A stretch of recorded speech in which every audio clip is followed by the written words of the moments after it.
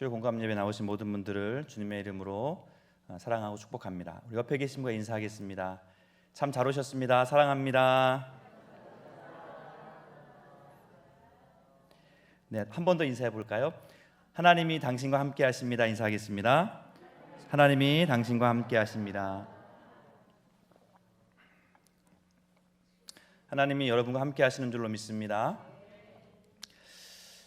날씨가 오늘은 많이 덥더라고요. 20 몇 도? 8도? 갑자기 여름이 됐어요. 어제 좀 들에 나가다 보니까 이제 논이 지금 많이 갈고 이제 물을 대고 이제 농사 지을 준비를 하고 있더라고요. 그래서 어떤 우리 가정은 이제 벌써 못자리판을 벌써 하신 분도 있고 또 이번 주에 하시는 분도 있고 이제 그래서 한 5월 초순 중순까지 해서 이제 모를 이제 심을 것 같습니다. 부모님이 이제 농사를 지셨었거든요. 한 몇 년 전까지. 그래서 저도 이제 몇 년 전까지 요맘때만 되면 좀 이제 부모님이 이제 전화하세요. 도와줄 수 있냐? 그런데 토요일 날 뭐 바쁘잖아요. 토요일 주일이 바쁜 때이기 때문에 또 이제 시골에서는 이제 토요일 날이나 주일 날 사람들을 많이 쓸 수 있기 때문에 그날 이제 일을 많이 하는데 도와줄 수 없어서 되게 이제 죄송한 마음이 많았었는데 이제 지금은 농사를 안 지시니까 좀 그런 마음은 이제 없어진 것 같아서 좀 더 좋은 것 같기도 하고요. 농사 지을 때 중요한 것이 이제 물이 많아야 된다는 거죠. 물이 없으면 이제 우리 농부들은 이제 걱정을 하는 거예요. 비가 안 오나? 논을 삶아야 되는데 비가 안 온다. 이제 그러는 거죠. 올해는 겨울에 눈도 많이 오고 또 물이 부족한 것 같진 않아요. 농사 지을 때 물은 절대적입니다. 없으면 농사를 지을 수가 없는 거죠. 물론 이제 펌프로 올리긴 하지만 그게 이제 한계가 있는 거죠. 지금은 펌프가 있어서 올리지만 예전에는 그런 게 없으니까 정말 하늘만 쳐다보고 있는 거예요. 언제 비가 오나? 저제나 비가 오나? 내일은 비가 오나? 그래서 성경에도 보면 이 비가 하나님의 은혜라는 것을 상징하게 됩니다. 비가 많이 와서 농산물이 잘 되면 하나님 우리에게 은혜를 베푸시는 거고 또 비가 안 와, 하늘이 닫혀서 비가 안 오면 하나님 우리에게 지금 진노하고 계시구나, 우리가 뭔가 하나님을 잘못했구나 라고 이렇게 이제 생각을 했던 거죠. 오늘 그래서 제가 설교 제목을 이른 비와 늦은 비의 은혜라고 한번 정해봤습니다. 가나안 땅은 물이 부족한 땅이잖아요.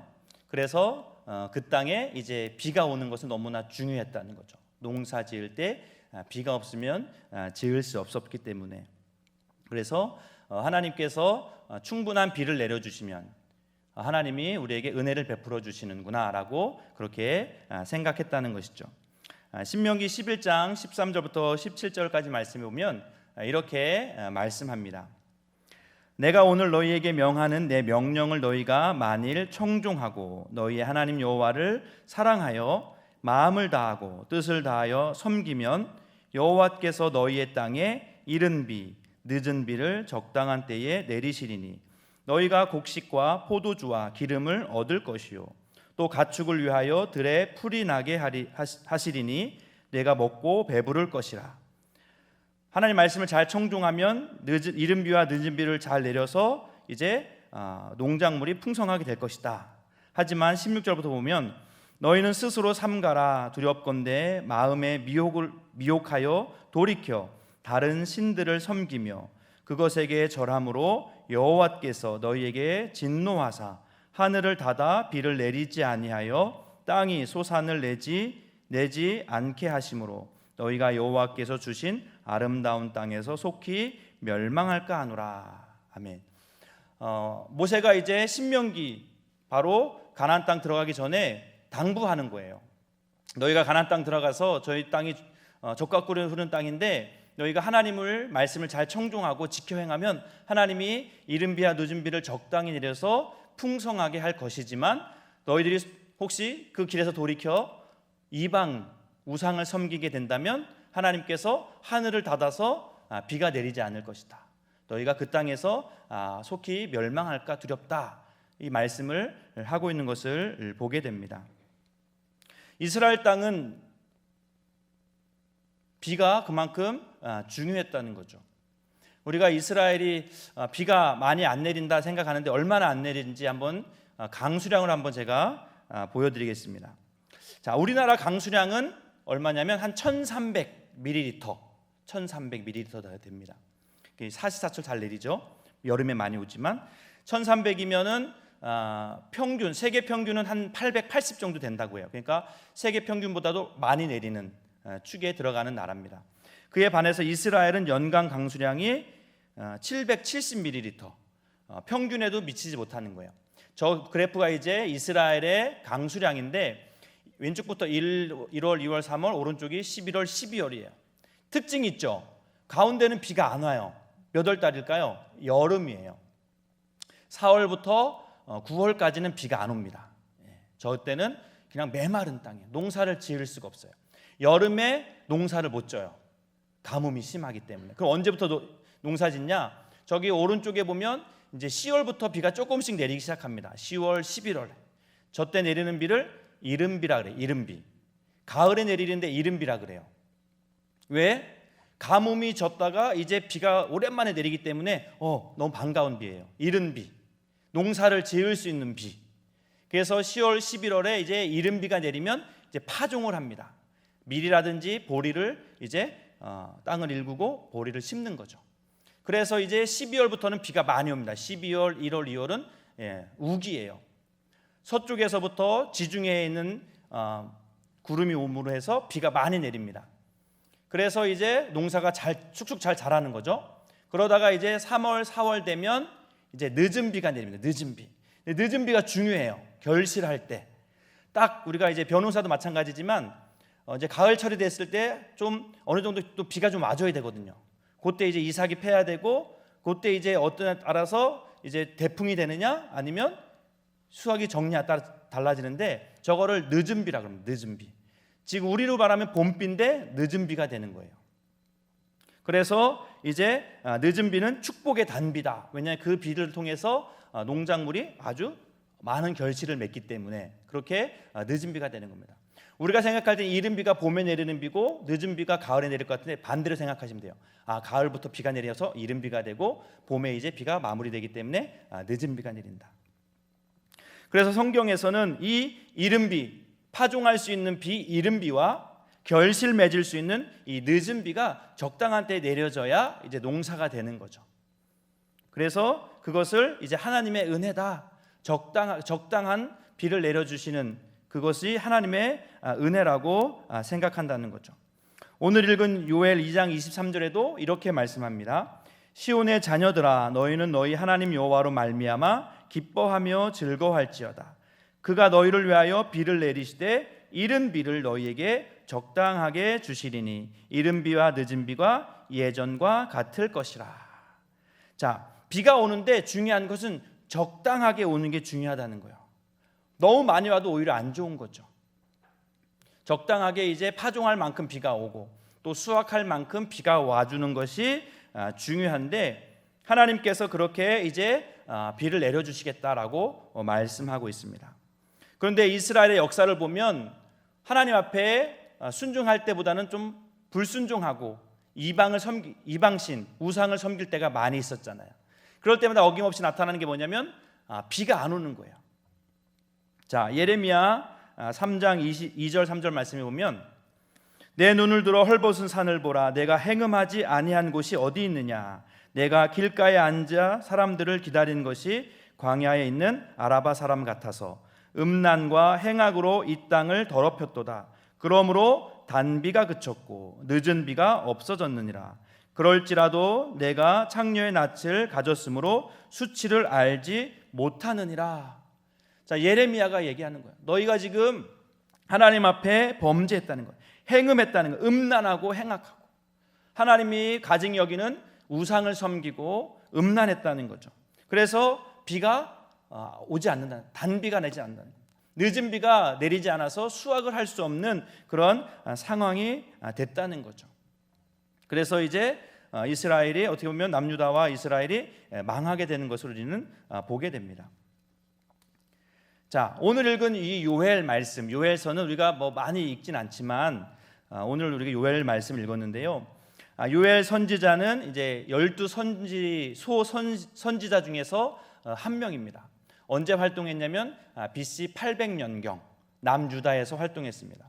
동시대에 활동했던 선지자는 북이스라엘에 엘리사가 있었습니다. 이 요엘은 무엇을 강조하냐면 하나님께서 이제 심판할 것이다. 이제 800년경이면은 이제 722년에 북에 아수르가 쳐들어오잖아요. 그러니까 이제 너희가 지금 이대로 가다가는 하나님의 징계를 받는다. 여호와의 날, 심판의 날이 임할 것이다. 그것을 강조하고 있습니다. 그러면서 이 형상화하는 게 메뚜기의 재앙이 임할 것이다 라고 말하고 있습니다. 요엘 2장 25절 말씀인데요. 내가 전에 너희에게 보낸 큰 군대 곧 메뚜기와 느치와 황충과 팥중이가 먹은 횟수대로 너희에게 갚아주리니 라고 말씀합니다. 자, 너희가 하나님 앞을 떠나서 너희가 지금 우상을 섬기고 행음하고 있는데 빨리 하나님 앞에 돌아오지 않으면 하나님께서 메뚜기 떼를 보내서 너희를 황폐하게 할 것이다 라고 말하고 있어요. 자, 근데 메뚜기 떼에 비유하고 있어요. 메뚜기 그거 뭐 조그만 거 그죠? 어렸을 때 메뚜기도 튀겨 먹고 그랬잖아요. 저만 먹은 건가요? 가을에 가을거지 할 때 메뚜기 이게 페트병에 담아가지고 그거 튀겨가지고 막 반찬 싸가고 그랬잖아요. 저만 그런 건가요? 이거 메뚜기 맛있는 건데 그거 가지고 뭐 대단하게 생각하나? 근데 그 정도 메뚜기가 아니에요. 사진 한번 보세요. 메뚜기 떼가 나타나면 어떻게 나타나냐면 저렇게 나타나는 거예요. 와, 저러면 이제 죽는 거죠. 그런데 메뚜기만 나타나는 게 메뚜기, 느치, 황충, 팥중이 이게 뭐다냐 이게 그죠? 이게 다 메뚜기과의 그 곤충들인 거예요. 예를 들면 이런 거예요. 메뚜기가 와도 힘든데 메뚜기가 와서 또 느치나 황충, 팥중이가 와서 싹 쓸어가는 거죠. 메뚜기는 와서 잎을 따먹었는데 느치는 와서 막 줄기를 갉아먹고 뭐 황충은 와서 막 뿌리를 캐먹고 막 그런 거예요. 싹쓸이파. 하나도 안 남겨놓는 거죠. 완전히 그냥 아주 그냥 다 모든 것을 끝내버리는. 그래서 정말 하나님이 진노했구나라는 것을 느낄 수밖에 없다는 거죠. 그럴 때가 오겠다는 거죠. 그러니까 빨리 너희들 조심하라는 겁니다. 근데 요엘 선지자가 이 말을 하는 것은 너희를 혼내겠다, 너희 심판받아야 된다, 심판받아도 싸다 그 얘기를 하려는 게 아닙니다. 무슨 얘기를 하고 싶은 걸까요? 빨리 돌아와라 그 얘기를 하고 있는 거죠. 요엘 선지자는 이스라엘 백성들의 비참한 현실 앞에 그들이 있음을 보면서 하나님의 은혜가 받을 수 있는 길이 있다. 다시 이른 비와 늦은 비에 하나님의 그 은혜를 우리가 누릴 수 있는 그러한 은혜가 있다. 그러한 길이 있다. 그것을 말해주고 있는 겁니다. 아직도 늦지 않았다는 겁니다. 모든 사람들이 이제 끝났다. 모든 것이 이제 다 끝이다. 나에겐 소망이 없다. 우리 나라엔 소망이 없다. 뭐 이제 우리가 더 이상 바랄 게 없다. 그렇게 말할 때 아니라는 겁니다. 아직 끝이 아니라는 겁니다. 하나님께 길이 있다는 거죠. 하나님이 주시는 은혜의 단비를 받을 그러한 길이 있다는 것을 말하고 있습니다. 우리는 지금 국가적으로도 그렇고 또 교회적으로도 그렇고 또 개인적으로도 하나님의 은혜의 단비가 필요한 줄로 믿습니다. 어떻게 하면 이 하나님이 다시 주시는 이른 비와 늦은 비와 같은 그러한 은혜를 우리가 받아 누릴 수 있을까? 오늘 한 두 가지 살펴보겠는데요. 첫 번째는 가장 중요한 거죠. 하나님께 다시 돌아와야 된다라고 말씀합니다. 우리 요엘 2장 12절 13절 말씀으로 같이 한번 봉독해 보겠습니다. 여호와의 말씀에 너희는 이제라도 금식하고 울며 애통하고 마음을 다하여 내게로 돌아오라 하셨나니 너희는 옷을 찢지 말고 마음을 찢고 너희 하나님 여호와께로 돌아올지어다. 그는 은혜로우시며 자비로우시며 노하기를 더디하시며 인애가 크시사 뜻을 돌이켜 재앙을 내리지 아니하시나니. 아멘. 이른 비와 늦은 비의 은혜를 경험할 수 있는데 하나님 앞에 우리가 하나님 주시는 그러한 복을 누릴 수 있는데 첫 번째 우리가 해야 될 행동은 돌아오라는 거예요. 돌아오라는 게 어떤 걸 말하는 걸까요? 회개입니다. 회개. 빨리 하나님 앞에 돌아오라는 거죠. 회개하라는 거죠. 자, 회개한다는 말은 메타라는 말은 방향을 바꾼다는 거고요. 노이아라는 말은 이제 마음, 머리, 목적. 우리의 목적을 바꾸는 거예요. 우리의 이유를 또 우리의 마음을 바꾸는 거죠. 그런데 이것은 어떤 마음의 작용이지만 마음으로 끝나는 게 아니라는 거죠. 구체적인 행동으로 드러나야 된다는 겁니다. 180도 가는 길에서 완전히 길을 바꾸는 것, 움켜쥐고 있던 것을 놓는 것, 구체적인 행동을 언급하는 그러한 내용 말씀입니다. 우리가 회개라는 말과 우리가 자복이란 말을 조금 우리가 구분할 필요가 있어요. 우리 성서대학 우리 성숙자반에서는 제가 같이 우리 공부했었는데요. 우리가 자복이란 말하고 회개라는 말을 우리가 그냥 무심코 같이 쓰는데 엄밀하게 따지면 조금 다르다는 거예요. 자복이라는 것은 어떻게 보면은 내가 하나님 앞에 죄인입니다. 자신을 고백하는 것, 제가 죄인입니다를 고백하는 것이고, 또 내가 하나님 앞에 이러한 잘못한 것이 있습니다. 동의하는 거고, 고백하고 동의하고 또 내가 앞으로 잘 살겠습니다. 어떤 약속, 결단을 포함하는 말이긴 해요. 그런데 그것은 어디까지나 마음의 작용이라는 거죠.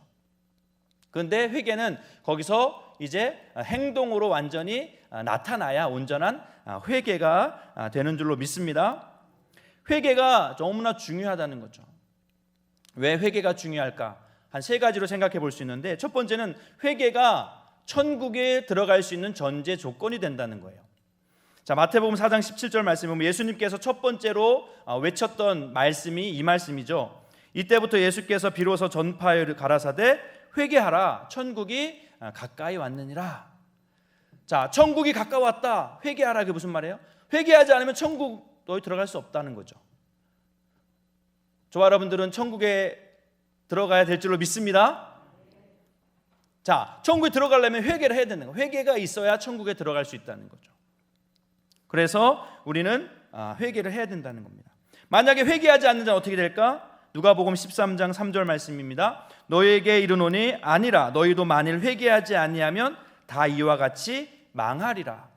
너희 회개하지 않으면 괜찮겠지가 아니에요. 망한다는 겁니다. 천국을 보장할 수 없다는 겁니다. 자, 그래서 첫 번째 회개가 중요한 것은 천국의 전제 조건이기 때문에, 두 번째 회개가 중요한 것은 우리가 하나님 앞에 계속적으로 신뢰받는 도구로 쓰임받기 위해서 회개가 필요하다는 겁니다. 회개는 우리가 계속적으로 해야 되는 겁니다. 자, 계시록 2장 5절에 보면 7교회 소아시아 교회 중에서 에베소 교회에 하시는 말씀인데 우리 같이 한번 봉독해 보겠습니다. 그러므로 어디서 떨어졌는지를 생각하고 회개하여 처음 행위를 가지라. 만일 그리하지 아니하고 회개하지 아니하면 내가 네게 가서 내 촛대를 그 자리에서 옮기리라. 아멘. 자, 회개하지 않으면 촛대를 옮기겠다. 여기는 촛대, 여기 또 옮기는 게 뭐 그렇게 대단한가요? 그게 아니죠.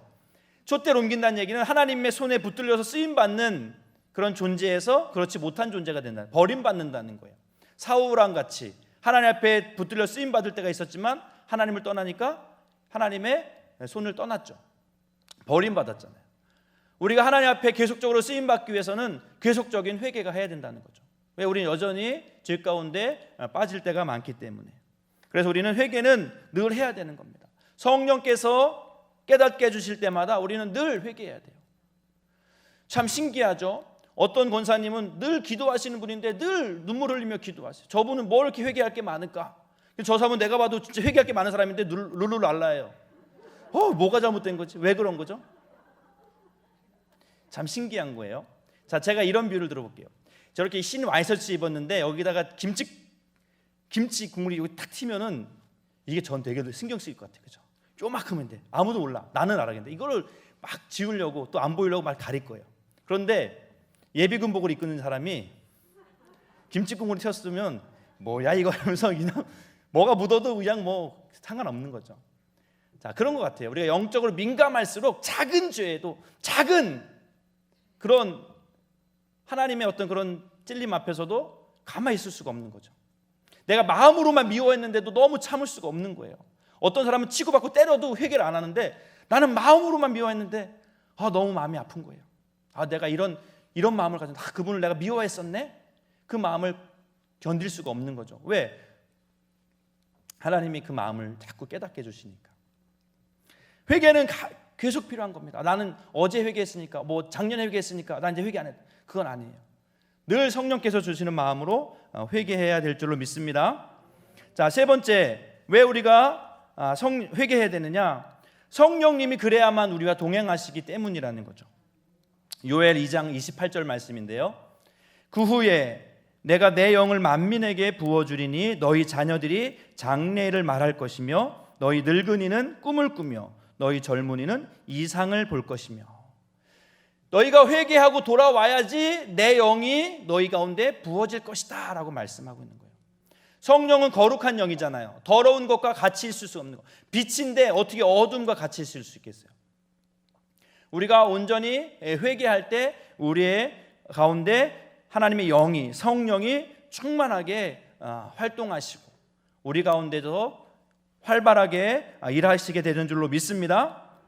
그래서 큰 부흥이 있을 때마다 회개가 있었다는 거예요. 회개 없는 부흥은 없었다는 거죠. 우리가 잘 아는 1903년에 원산 대부흥이 있었습니다. 원산 대부흥이 있었을 때 그것도 한 사람의 회개로 시작했다는 거예요. 하디 선교사라는 선교사가 회개한 거예요. 이 선교사는 조금 우월의식이 있었어요. 나는 백인이고, 요새 지금 미국에서 인종차별이 심하잖아요. 지금도 심한데 그때는 얼마나 심했겠어요. 그러니까 이 조선인들 아주 무식하고 씻지도 않고 더럽고 여러 가지 자기는 깨끗하고 우월하고 그런 게 있었던 거죠. 근데 그거를 자기 회개한 거죠. 내가 당신들 앞에 내가 정말 당신들을 무시했었다. 내가 당신들에 대해서 내가 우월의식을 가지고 그렇게 당신을 깔봤었다. 그것을 이제 공개적으로 회개를 한 거죠. 그랬더니 그때부터 이제 부흥이 일어나기 시작한 겁니다. 그러면서 1907년 평양 대부흥이 또 그때 같이 이루어진 거죠.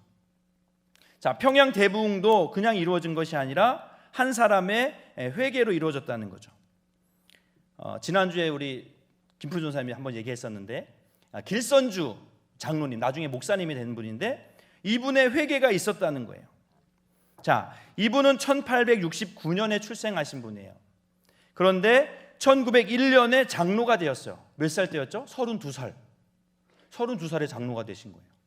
그리고 1903년에 평양 신학교에 입학을 했습니다. 그래서 1907년에 목사 안수가 받았어요.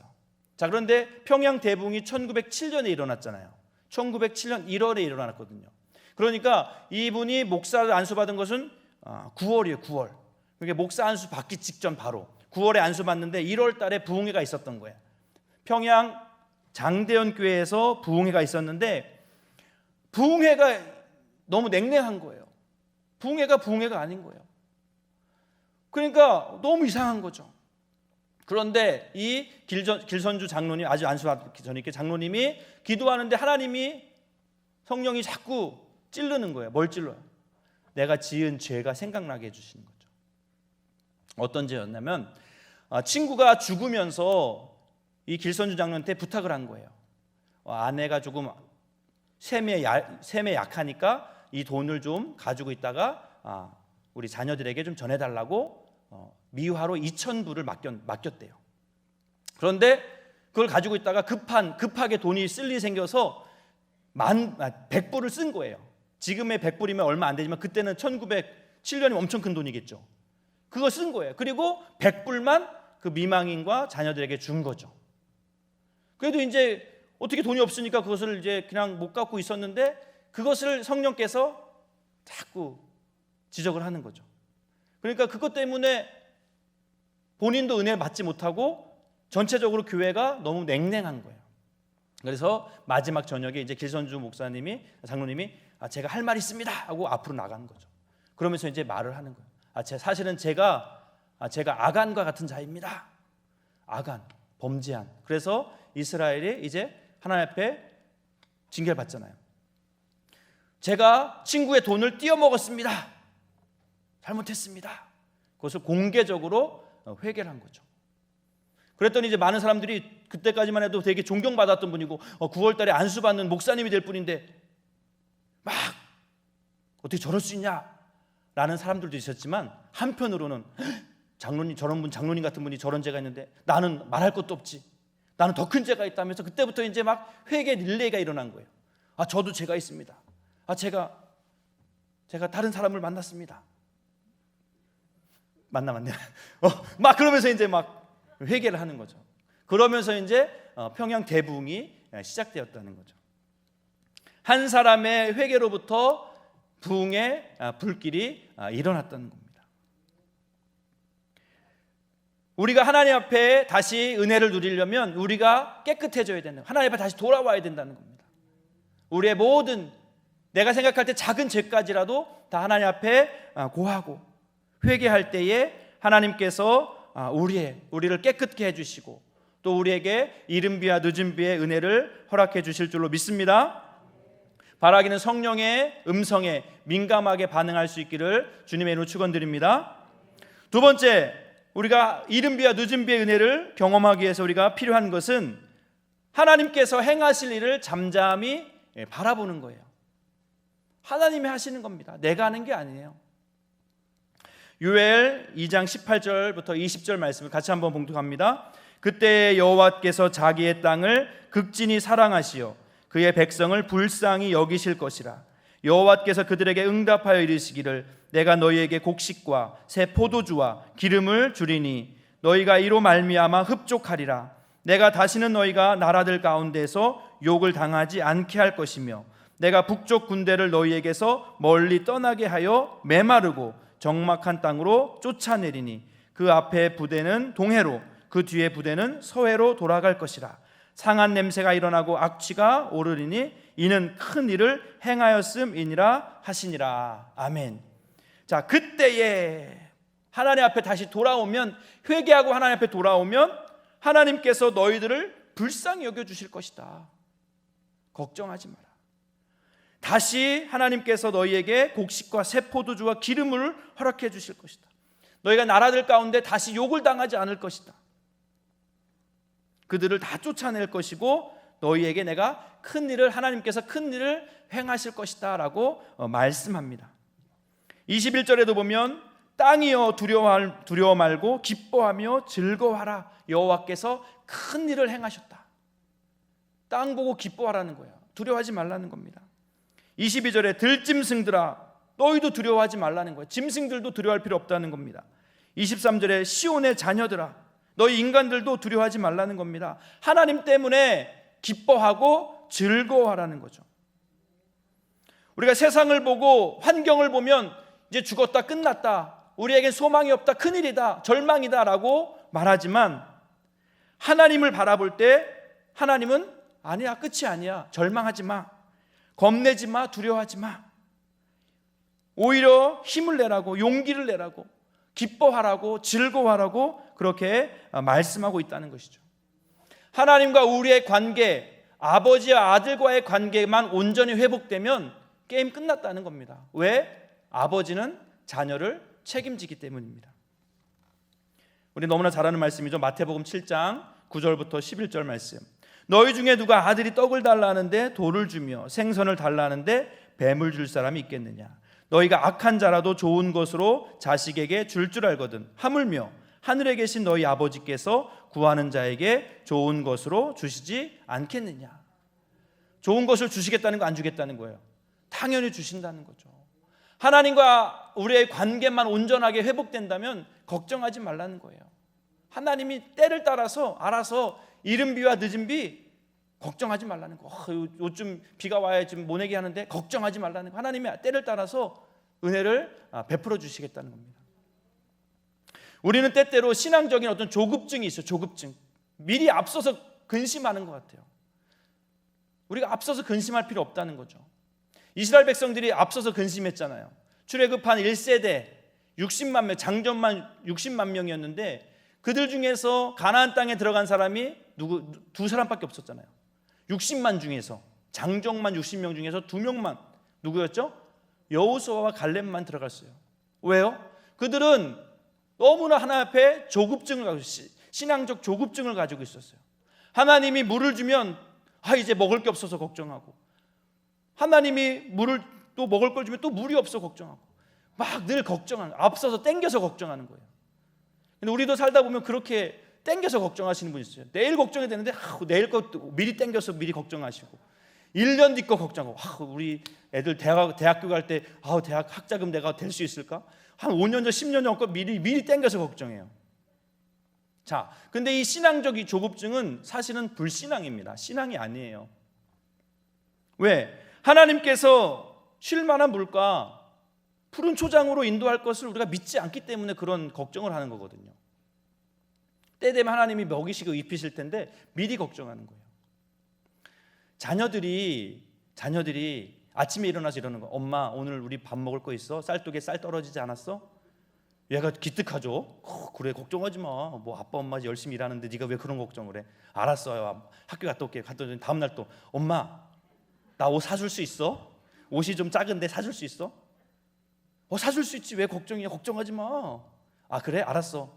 다음 날 또 와. 엄마, 나 뭐 노트가 필요한데 사줄 수 있어? 그때부터 이제 짜증나는 거예요. 그죠? 한 대 때려주는 거지 이제부터. 그거는 우리가 걱정할 게 아니라는 거예요. 다 알아서 챙겨줄 텐데 우리가 너무 걱정하는 거예요. 하나님이 이걸 해줄 수 있을까? 하나님 이걸 해결해 줄 수 있을까? 이 기도를 응답하실 수 있을까? 그거는 불신앙입니다. 불신앙. 하늘에서 비를 내리게 하는 것은 인간이 할 수 없는 거예요. 그건 하나님이 하시는 겁니다. 창조주인 하나님이 하시는 거예요. 우리는 피조물입니다. 하나님이 하시는 것을 우리는 그냥 믿고 바라보면 하나님이 우리를 위해서 하시는 거예요. 왜? 하나님 우리의 좋으신 아버지시기 때문에. 아멘. 우리가 창조주 되신 그 하나님이 바로 나의 아버지이심을 믿고 의지할 때 하나님께서는 때를 따라서 이른 비와 늦은 비로 우리를 먹이시고 입히시는 줄로 믿습니다. 우리가 미리 걱정할 필요가 없다는 거예요. 아무리 돈이 많은 사람도 억지로 비를 내리게 할 수는 없다는 거예요. 내가 억만금을 가지고 있어도 비를 만들지는 못한다는 거예요. 자, 부자 중에 우리가 빼놓을 수 없는 사람 있죠. 바로 미국의 록펠러라는 사람. 록펠러. 이 사람은 이제 석유 왕으로 잘 알려져요. 정유 회사를 통해서 엄청나게 돈을 많이 번 사람이에요. 지금까지도 세계 1위예요. 빌 게이츠보다 돈이 3배로 많은 사람. 그러니까 엄청난 부자인 거죠. 그는 33살 백만장자가 됐고 43살에 미국에서 가장 큰 부자가 되었고 53세 때 세계 최고의 부자가 됩니다. 53세 때. 이제 걱정이 없는 거죠. 부러울 게 없는 거죠. 자, 그런데 그가 54세 때 알로피셔라는 희귀병에 걸리게 됩니다. 알로피셔는 이제 털이 다 빠지는 거예요. 머리털, 눈썹 다 빠지고 빼짝 말라가는 병입니다. 의사가 1년을 넘기지 못합니다. 준비하세요. 그러는 거죠. 이때까지 록펠러도 신앙생활을 했던 사람이에요. 그런데 돈이 많다 보니까 신앙생활이 이제 형식적이 된 거죠. 안 갈 수는 없고 어머니의 유언도 있으니까 가야 되는데 이게 형식적이 된 거죠. 예배 시간 되시면 그냥 가긴 가는데 기도하라니까 기도하는데 뭔가 이게 간절함이 없는 거죠. 그런데 이제 병이 걸리고 나니까 그때부터 이제 막 하나님 앞에 살려달라고 기도할 수밖에 없는 거죠. 그렇게 하나님 앞에 간절히 기도하는데 하나님께서 그의 마음에 감동을 주셨습니다. 그러면서 그가 이렇게 외쳤답니다. 돈은 아무것도 아니다. 하나님이 모든 것이다. 아멘. 우리는 그렇잖아요. 돈이 모든 것이다. 근데 아니라는 거예요. 돈은 아무것도 아니야. 하나님이 모든 것이다. 그러면서 자기가 가지고 있던 돈을 이제 다 환원하는 거, 사회에 환원하기 시작. 학교를 많이 지었어요. 록펠러 재단을 통해서 이제 시카고 대학 등 24개 대학을 짓습니다. 24개 대학. 그리고 교회를 몇 개 짓냐면 4,928개. 4,928개. 4개도 많은데 4,900. 엄청나게 그 돈을 다 그냥 하나님께 다 드리는 거예요. 그러니까 이제 그가 마음이 치유가 되니까 몸이 치유가 되는 거예요. 1년을 못 넘기다 했는데 그가 한 50년 더 살아서 98세까지 살았다는 거죠. 우리는 한 치 앞도 내다볼 수 없는 연약한 인생입니다. 우리가 걱정한다고 달라지지 않습니다. 하지만 중요한 것, 우리 아버지 되신 하나님은 전능하신 창조주 하나님이신 줄로 믿습니다. 우리가 그분 앞에 온전히 나아갈 수 있고 그분을 온전히 우리가 신뢰할 수 있다면, 그분과 깊은 교제 가운데 우리가 늘 거할 수만 있다면 주님은 우리에게 때를 따라서 이른 비와 늦은 비를 허락해 주시는 줄로 믿습니다. 우리의 그 믿음이 없는 것이 안타까운 것이지 하나님이 능력이 부족한 분이 아니라는 거죠. 바라기는 좋으신 우리 아버지 되신 그 하나님과 날마다 깊은 교제 가운데 늘 주님이 주시는 은혜와 복, 또 이른 비와 늦은 비의 은혜를 충만히 받아 누리시기를 주님의 간절히 축원드립니다. 기도하겠습니다. 참 좋으신 하나님 아버지, 감사합니다. 하나님, 어디를 봐도 소망이 없고 정말 한탄만 나오고 한숨만 나오는 이 땅 가운데 눈을 들어 하늘을 바라볼 수 있는 믿음을 허락하여 주시옵소서. 주께 돌아감으로 말미암아 우리의 관계가, 주님과의 관계가 온전히 회복되게 하시고, 주님 하나님께서 우리의 좋으신 아버지이심을 우리가 날마다 기억함으로 주님 주시는 이른 비와 늦은 비의 은혜를 날마다 경험할 수 있도록 인도하여 주시옵소서. 아무것도 염려하지 말게 하시고 오직 모든 일에 기도와 간구로 주님 앞에 아뢰일 수 있는 그러한 믿음 있는 자가 되도록 인도하여 주시옵소서. 감사드리며 예수님의 이름으로 간절히 기도하옵나이다. 아멘.